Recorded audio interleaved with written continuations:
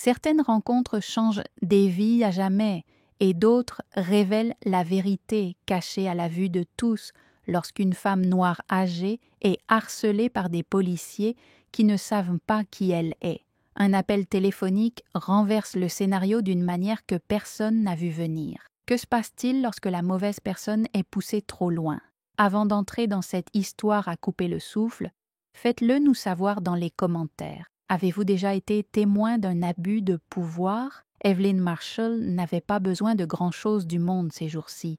À 70 ans et 23 ans, elle avait vécu suffisamment d'injustice pour la reconnaître avant même qu'elle n'atteigne sa porte. Elle l'avait vue dans la façon dont les gens verrouillaient leurs portières de voiture lorsqu'elle passait, dans la façon dont les employés de magasins la suivaient d'un peu trop près et dans la façon dont les voisins jetaient un coup d'œil par la fenêtre lorsqu'elle se promenait dans le pâté de maison dans son plus beau costume du dimanche. Certaines choses n'ont jamais changé, mais là, c'était différent.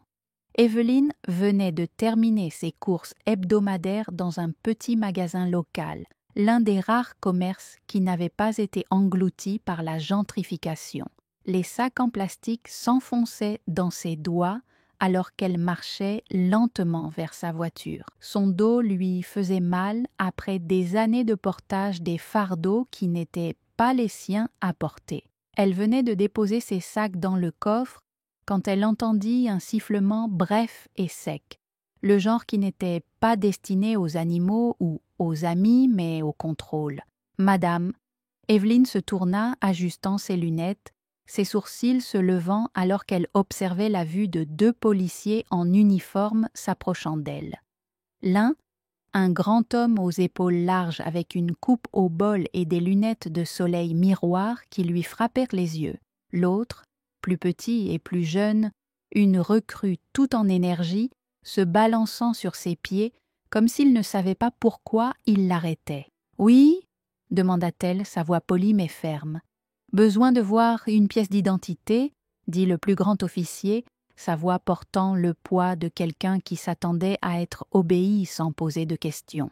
Evelyn fronça les sourcils. « Excusez-moi, juste un contrôle de routine, madame. » La recrue coupa d'un ton plus doux mais incertain. « Nous avons reçu un rapport sur une activité suspecte dans le quartier. » Les lèvres d'Evelyn se pressèrent en une fine ligne. Activité suspecte? Elle avait vécu dans ce quartier plus longtemps que la plupart des maisons. Elle avait regardé les rues changer, avait vu les visages passer de familiers à étrangers, mais suspect. La seule chose suspecte chez moi en ce moment, c'est la couleur de ma peau, pensa-t-elle. Pour les hommes qui voyaient une menace là où il n'y en avait pas. Et de quelle activité cela pouvait-il bien être? Demanda-t-elle en croisant les bras. Le policier le plus grand leva le menton. « Montrez-nous simplement une pièce d'identité et nous partirons. » Une lueur de chaleur s'alluma dans sa poitrine, une colère familière qu'elle avait passé des années à apprivoiser. Elle avait déjà entendu ces mots avant. Elle les avait entendus quand elle avait 16 ans et rentrait de l'église quand les policiers ont prétendu qu'elle correspondait à la description.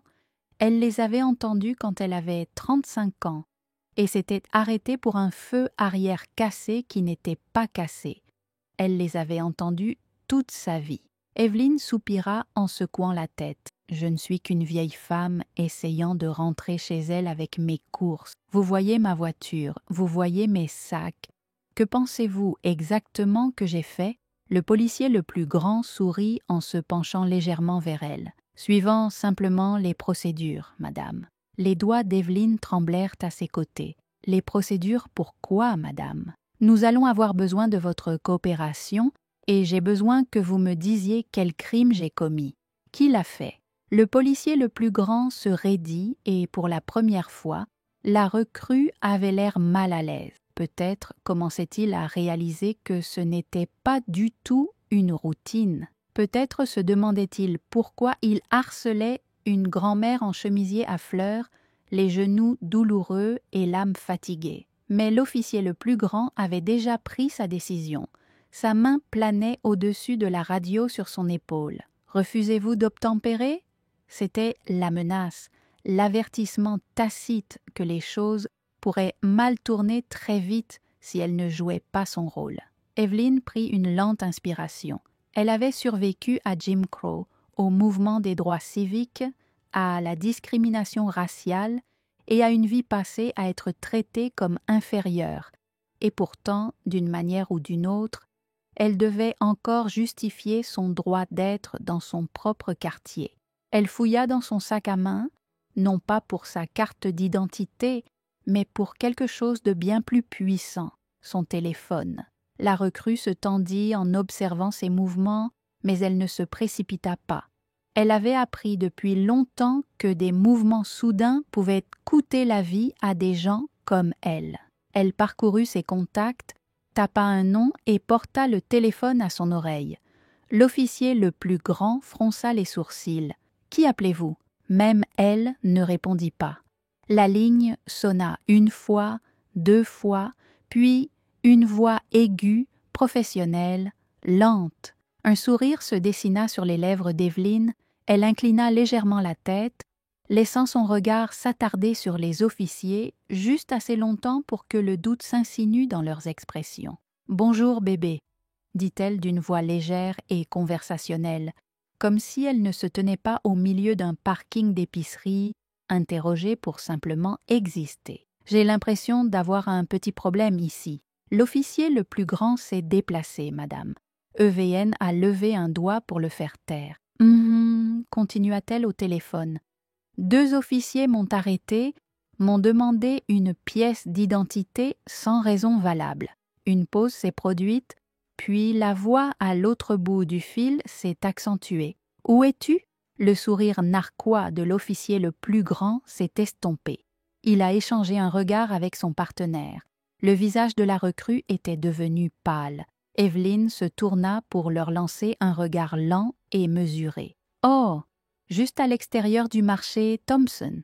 Un silence, puis une réponse professionnelle et saccadée. « Restez tranquille. » Evelyn sourit en remettant son téléphone dans son sac à main. « Oh, je le ferai. » La confiance de l'officier le plus grand a vacillé pour la première fois. « Qui était-ce » Evelyn a ajusté la sangle de son sac à main en prenant son temps avant de répondre, puis d'une voix aussi ferme que celle d'un juge. « Gavle » dit-elle. « Ma fille. » Elle laissa cela reposer un moment en regardant la confusion passer sur leur visage. « Et que fait votre fille » la recrue demanda, presque effrayée par la réponse. Evelyn lui lança un long regard entendu. « Elle est la procureure générale des États-Unis. » Les mots frappèrent les officiers comme un marteau.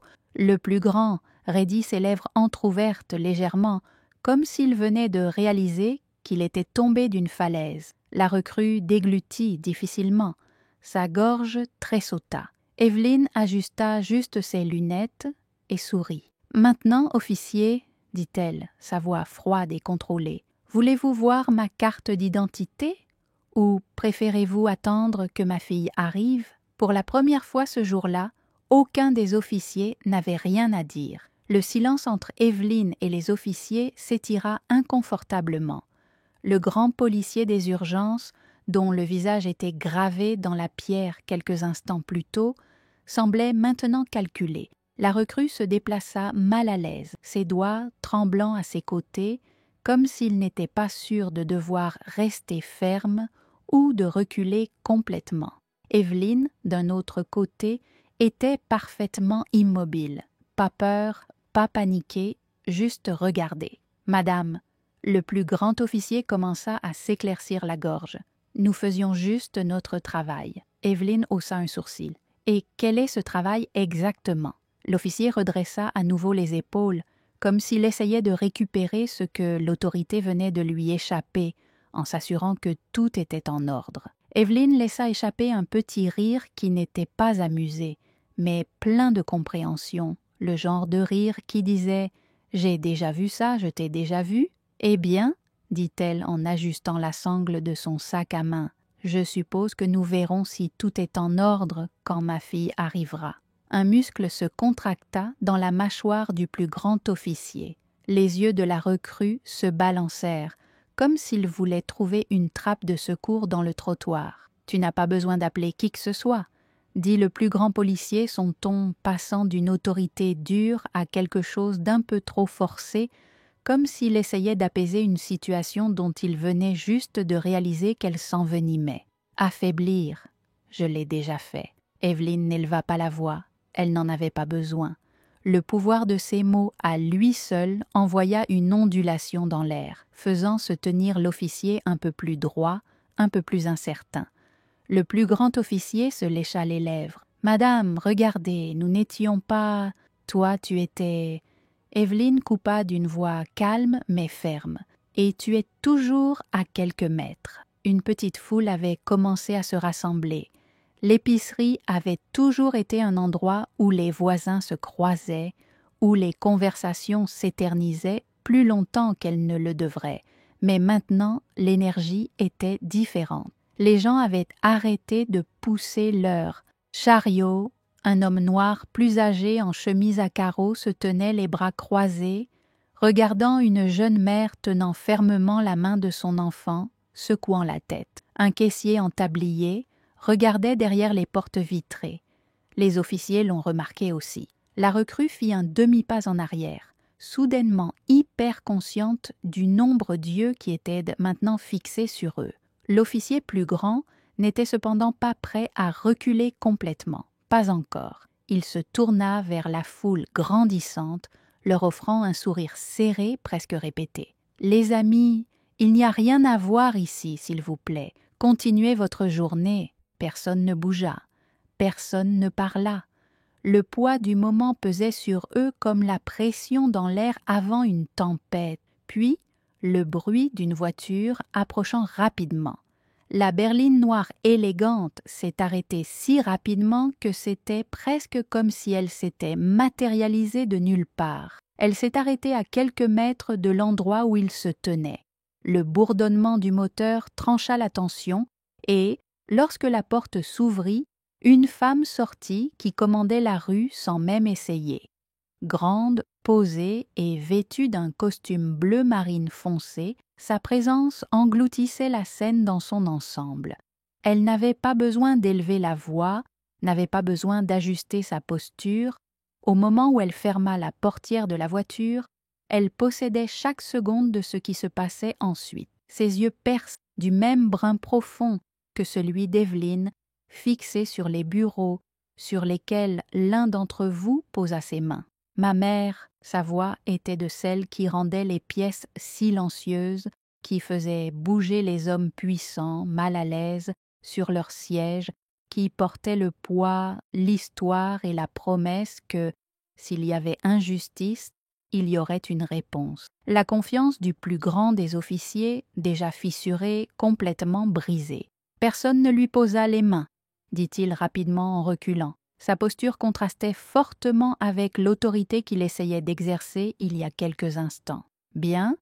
La femme fit un pas en avant. « Car si vous l'aviez fait, nous aurions une conversation très différente en ce moment. » La recrue fit un autre pas en arrière, respirant à peine.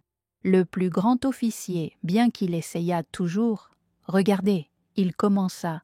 Sa voix perdait son tranchant. « Je ne savais pas qui elle était. » La procureure générale des États-Unis, Vanessa Marshall, pencha légèrement la tête. Son expression ne changea pas, mais le changement de son langage corporel en dit long. « Je suis désolée, ce que l'officier a avalé, nous ne le savions pas. »« Alors, vous voulez me dire que... » Vanessa dit, sa voix était comme une lame tirée de son fourreau. « Si ma mère n'était pas ma mère, si elle n'était qu'une autre femme noire qui s'occupe de ses affaires, vous l'auriez traitée différemment. C'est ce que vous me dites ?»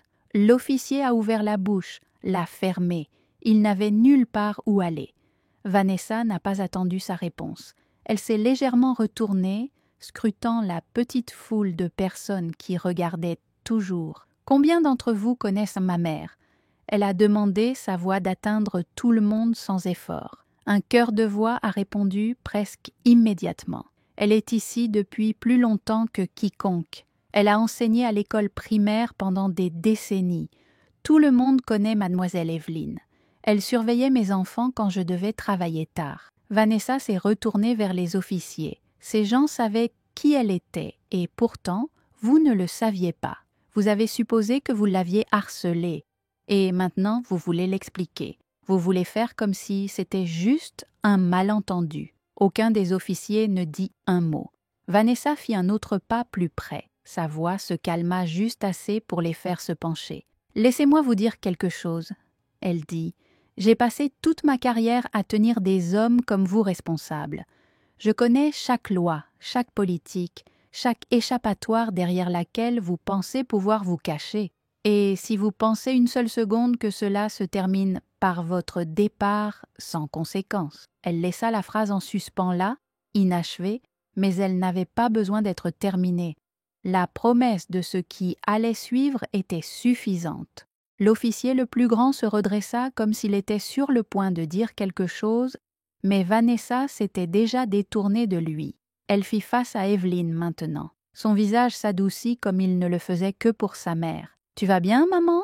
Evelyne, qui était restée immobile et patiente tout au long de l'épreuve, hocha la tête avec un petit sourire. « Je vais bien, bébé, » dit-elle en posant une main douce sur le bras de sa fille. Juste fatiguée. Vanessa expira par le nez, une partie de la tension dans ses épaules se relâcha. Elle hocha la tête une fois, puis se retourna vers les officiers. « Vous deux, » dit-elle, « vous allez remettre vos numéros de badge et vos noms complets tout de suite, et ensuite vous retournerez à votre service et laissez-les savoir que ce qu'elle a fait entre eux est loin d'être terminé. » La recrue n'hésita pas.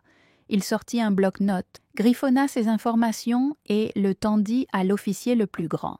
Il hésita un peu trop longtemps. Vanessa ne broncha pas. « Je vais passer un coup de fil et mettre tout votre commissariat à genoux avant le coucher du soleil. Voulez-vous vraiment tester cela ?»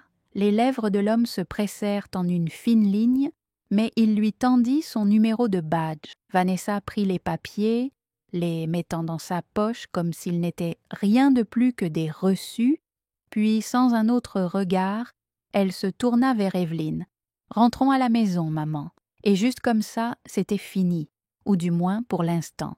Au moment où Evelyne et Vanessa quittèrent le parking de l'épicerie, le monde extérieur avait déjà commencé à changer. Ce n'était pas juste un autre cas de harcèlement policier qui disparaîtrait dans les plis du cycle de l'actualité. Pas cette fois. Au moment où elles atteignirent la maison d'Evelyne, une maison modeste et bien entretenue, avec une balançoire qui avait contenu plus de souvenirs que certaines personnes n'en avaient en des années, le téléphone de Vanessa vibrait déjà.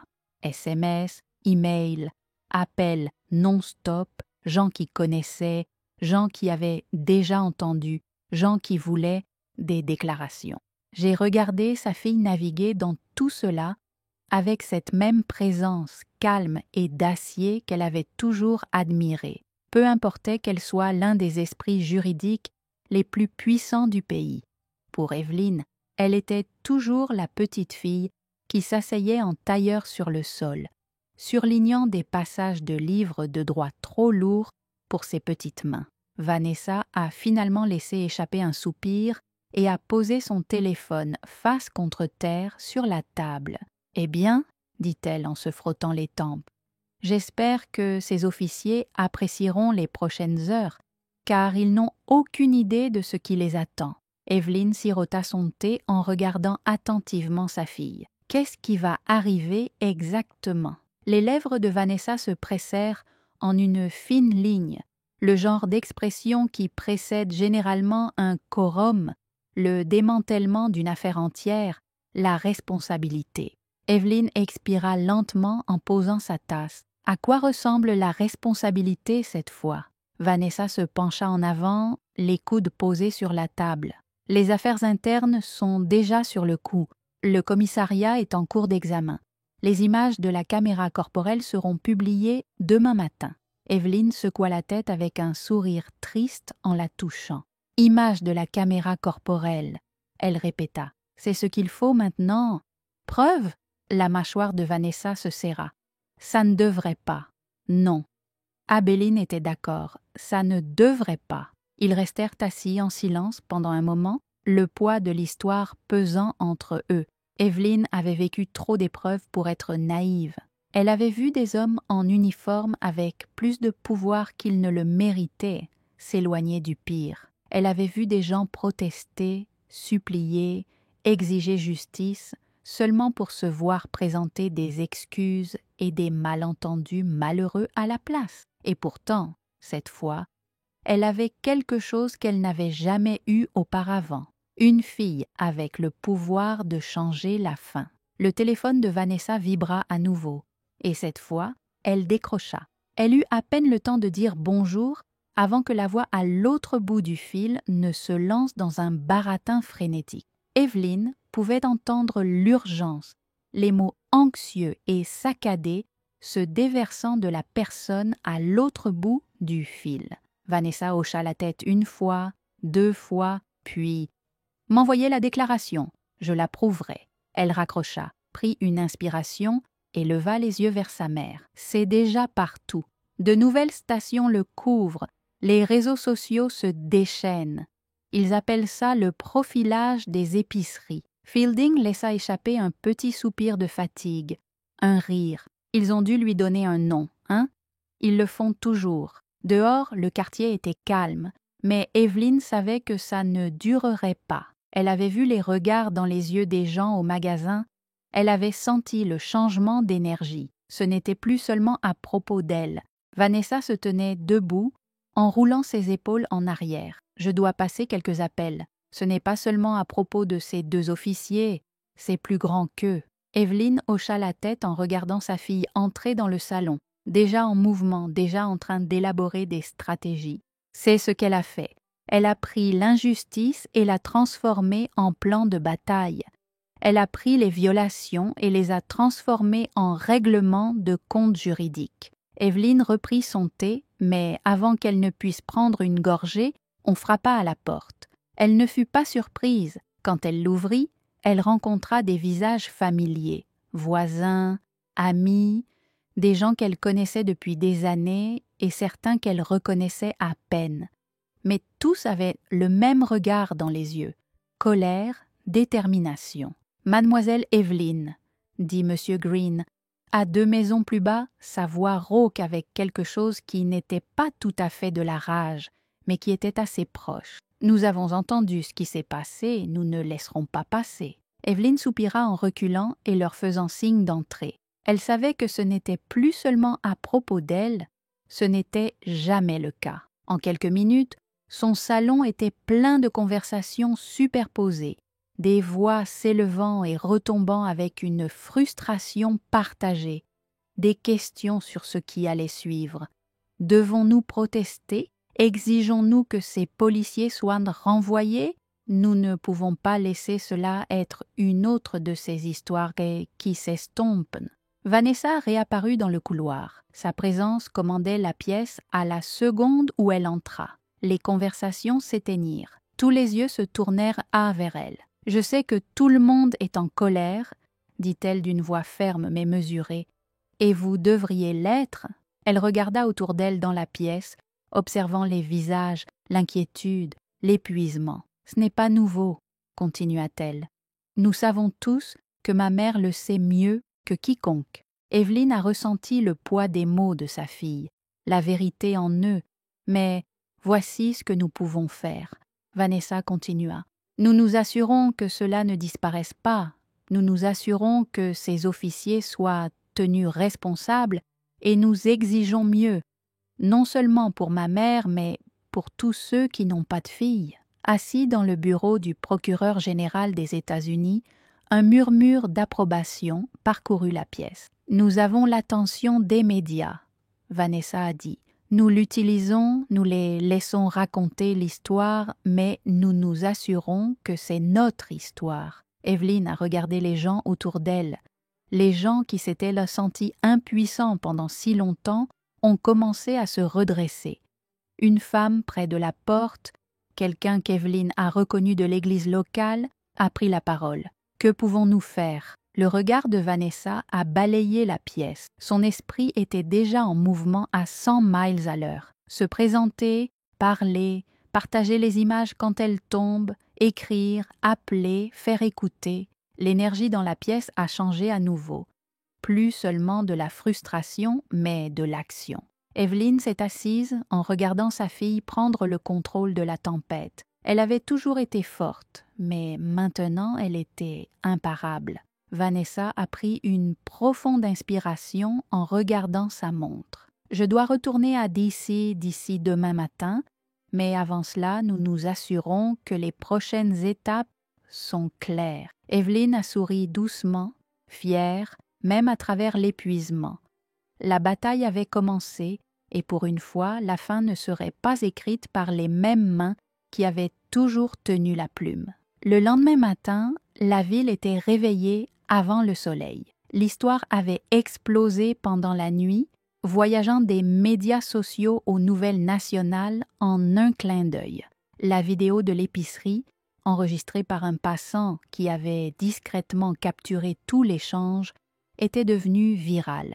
Les images montraient tout, la façon dont les policiers avaient approché Evelyn sans raison, la façon dont leur ton avait changé après qu'elle ait passé cet appel, la façon dont leur posture s'était raidie à l'arrivée de Vanessa, sa présence suffisamment seule pour ébranler leur confiance. Et maintenant, il n'y avait plus moyen de l'arrêter. À mi-heure, les fourgons du Morning News bordaient la rue devant la maison d'Evelyn. Les journalistes se sont blottis sur le trottoir, micro à la main, attendant. Ils n'étaient pas seuls. La communauté s'était également montrée. Les gens se tenaient en groupe, tenant des pancartes, parlant à voix basse. Ils ne protestaient pas encore, mais ils étaient là pour faire comprendre. Ce n'était pas juste un autre titre. À l'intérieur, Evelyn était assise à sa table de cuisine, regardant Vanessa se déplacer dans la pièce comme une stratège se préparant au combat. Des appels ont été passés, des courriels ont été envoyés, des déclarations ont été rédigées. Vanessa avait déjà fait ça avant, mais jamais comme ça, jamais pour sa propre mère. Evelyn a attrapé le poignet de sa fille, immobilisant son mouvement. Sa voix était calme, le genre qui avait toujours été capable de stabiliser sa fille, même quand c'était une petite fille qui faisait les 100 pas devant un concours d'orthographe. Vanessa a finalement expiré en posant son téléphone. « Je sais, maman, je dois ralentir, » dit-elle. Evelyn a ri en secouant la tête. « Tu ne sais pas comment, » dit-elle. Vanessa a souri, mais n'a rien dit. Elle savait que sa mère avait raison. Un coup à la porte a envoyé une onde à travers la maison. Evelyn et Vanessa ont échangé un regard avant que Vanessa ne bouge pour répondre. Au moment où elle a ouvert la porte, l'homme de l'autre côté a fait un pas en arrière prudemment, les mains jointes devant lui. Procureur général Marshall, il a salué, son badge était accroché à sa ceinture, son costume était impeccable, son expression indéchiffrable. Evelyn a reconnu le regard instantanément, un homme envoyé pour contrôler une situation qu'il n'avait plus sous son contrôle. Vanessa a hoché la tête une fois. Chef Reynolds, le chef de la police, s'est éclairci la gorge. « Puis-je entrer ?» Vanessa a jeté un coup d'œil au-delà de lui, remarquant les deux officiers debout sur le trottoir, yeux baissés, mains posées près de leur ceinture. Puis, elle s'est écartée. Evelyn ne s'est pas levée, n'a pas bougé, elle a simplement regardé le chef Reynolds entrer, ses yeux clignant brièvement vers elle avant de se reposer sur Vanessa. « Allons-y », dit Vanessa en croisant les bras. Le chef hésita avant de tirer une chaise en face d'Evelyn. « Je tiens à m'excuser personnellement pour ce qui s'est passé hier, » dit-il. Evelyn incline légèrement la tête. « De quoi t'excuses-tu exactement ?» Le chef cligna des yeux. « Pour la façon dont mes officiers t'ont traité. » Evelyn hocha lentement la tête. « Comment penses-tu qu'ils m'ont traité ?» Là, c'était le poids de la responsabilité qui pesait sur eux. Le chef bougea sur son siège en s'éclaircissant à nouveau la gorge. « J'ai revu les images, » dit-il. « J'admets que ce n'était pas acceptable. » Evelyn le fixa du regard, immobile. Vanessa s'appuya contre le comptoir, les bras toujours croisés. « Inacceptable, » répéta-t-elle. Son ton illisible. « C'est le mot que nous allons utiliser. » La mâchoire du chef se serra. mais il hocha la tête. « Oui, et je veux que vous sachiez que nous prenons des mesures. Les officiers impliqués ont été placés en congé administratif en attendant une enquête complète. » Les lèvres de Vanessa s'entr'ouvrirent légèrement. Une légère trace d'amusement scintilla dans ses yeux. « Payez, répéta-t-elle. « Payez, dit le chef après un instant d'hésitation. Vanessa laissa échapper un rire discret en secouant la tête. « Chef, ne jouons pas à ce jeu. Nous savons tous les deux comment cela se passe. Un congé ne signifie rien, c'est un bouton pause, pas une conséquence. » Le chef soupira en se frottant les tempes. « Que souhaiteriez-vous voir se produire ?» Vanessa redressa sa posture, passant d'un air décontracté à un air autoritaire en un instant. Fin des hostilités. Les yeux du chef brillèrent d'une lueur illisible. « C'est le strict minimum, » répondit-il. Vanessa interrompit. « Vos officiers, ils ont profilé ma mère, ils l'ont harcelée.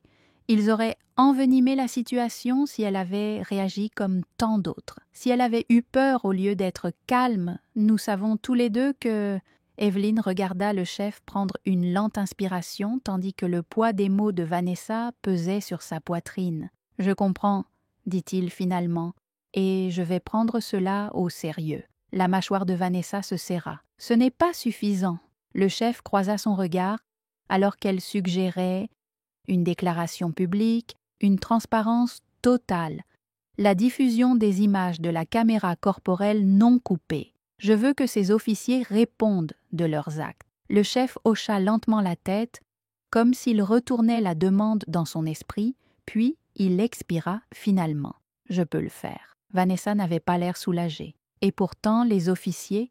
Le chef hésita. « Ils seront traités. »« Ce n'est pas une réponse, » dit Vanessa. Le chef soutint son regard, puis, après une longue pause, il hocha la tête une fois. « Ils ne reviendront pas. » Vanessa l'étudia un instant, comme pour jauger sa sincérité, puis elle hocha la tête. Le chef se tourna vers Evelyne, son expression plus douce maintenant. « Madame Marshall, je suis vraiment désolée. » Evelyne a finalement parlé, sa voix calme. « Même si j'ai entendu ça avant... » Le chef avala, hésitant. « Je sais, » dit-il. Evelyne l'étudia un instant de plus, puis fit un léger signe de tête. La conversation était terminée. Le chef se leva, ajustant son costume avant d'offrir à Vanessa un dernier signe de tête. « Vous aurez ma déclaration d'ici la fin de la journée ?» Vanessa s'écarta, lui permettant de partir. Au moment où la porte se ferma, le poids de la pièce se déplaça. La tension ne disparut pas, mais elle se relâcha. Vanessa se retourna vers sa mère. « Eh bien ?» demanda-t-elle. Evelyne prit une lente gorgée de son thé avant de répondre. « Nous verrons. » Vanessa laissa échapper un petit rire, secouant la tête. « Vous êtes impossible. » Evelyne sourit. « Et vous êtes implacable. » À l'extérieur, le monde attendait toujours, les caméras, la communauté, les yeux de tous ceux qui avaient jamais été arrêtés, interrogés, doutés, simplement d'exister. Ce n'était pas fini, loin de là. Mais pour une fois, Evelyne ne se sentait pas impuissante. Pour une fois, elle n'était pas juste un autre nom et une autre histoire avec la même fin. Cette fois, la fin était encore en cours d'écriture.